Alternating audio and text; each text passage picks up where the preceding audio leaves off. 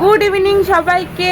আজকে তো আমি দোকান খুলিনি। কেন খুলিনি? আজকে কালকে রাত্রি 12:30 থেকে বৃষ্টি আরম্ভ হয়েছে। একভাবে বৃষ্টি হয়েছে, প্রচণ্ড জল জমেছে।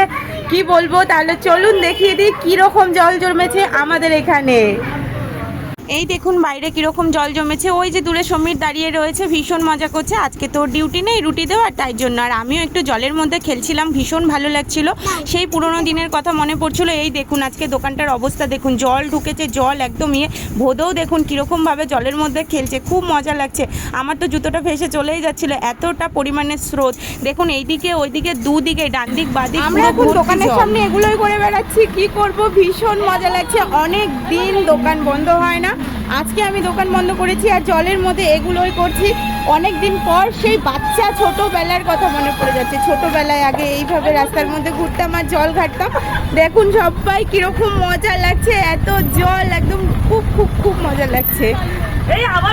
বৃষ্টি পড়ছে, বৃষ্টিও পড়ছে। এটাই কমেছিল, এটাও একদম 16 আনা পূর্ণ হয়ে গেল। এবার বৃষ্টিটাও চালু হয়ে গেছে, খুব মজা হচ্ছে।